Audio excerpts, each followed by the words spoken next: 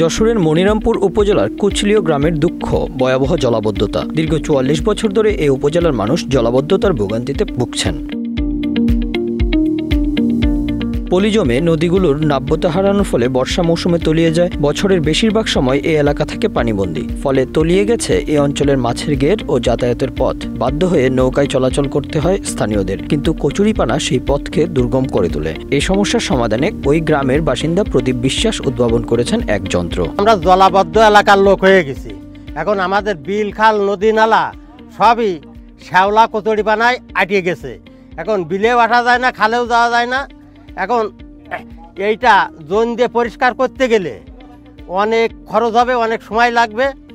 এই চিন্তা ভাবনা করে যে এইটা সহজে যাতে পরিষ্কার করা যায়, সেই চিন্তা ভাবনাটা নিয়েই আমি এই মেশিনটা তৈরি করি। পেশায় লেদ মিস্ত্রি প্রদীপ বিশেষ কৌশলে ডিঙ্গি নৌকার উপর ইঞ্জিন চালিত মেশিন দিয়ে কচুরিপানা দ্রুত ও বিনা পরিশ্রমে পরিষ্কার করার উপায় উদ্ভাবন করেছেন। তার উদ্ভাবিত যন্ত্রে জলাবদ্ধ এলাকায় চলাচল সহজ হবে এবং মাছের গের রক্ষা পাবে। কচুরিপানা কাটার জন্য এটা খুব ভালো, অনেক সাশ্রয়, আপনার অল্প খরচে অনেক বেশি আর কি কাটতে পারবে।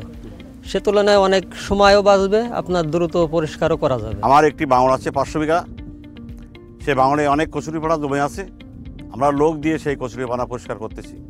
হঠাৎ দেখলাম যে এই ভদ্রলোক একটা শ্যালাকাটা মেশিন তৈরি করেছে। দেখে আমার খুব ভালো লাগলো এবং সেই শ্যালাকাটা মেশিন দেখার জন্য বা কেনার জন্যই আসলে আমি এখানে উপস্থিত হয়েছি। কচুরিপানার জন্য প্রায় 15-16 লাখ টাকা খরচ হয়েছে, কিন্তু আমি কোনো কাজের কোনো পাই নাই।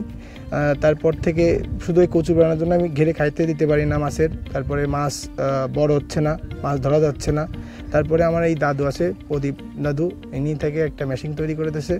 সেখানে মাত্র স্বল্প খরচে পার ডে হচ্ছে আপনার 2000 টাকায় হচ্ছে আমার প্রায় 4-5 বিঘে হচ্ছে পরিষ্কার করা যাচ্ছে কচুরিপানা। বাড়ির সাইডে খাল থাকলে বিলির ভিতর ঘের বেরিয়ে আছে, মাছ আনা নিয়ে, তারপরে বুলাকের সময় ধান বুঝাই দিয়ে আনা, অনেক সুবিধা।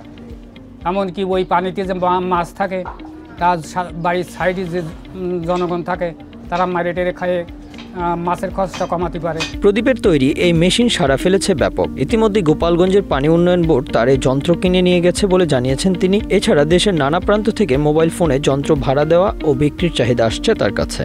2টা ইঞ্জিন আছে, একটা 12 হর্স পাওয়ার আর একটা 22 হর্স পাওয়ার।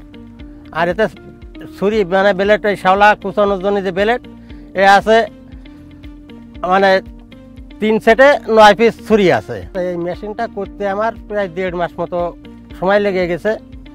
আর এতে আমার করতে 3 লাখ টাকা মতো খরচ গেছে।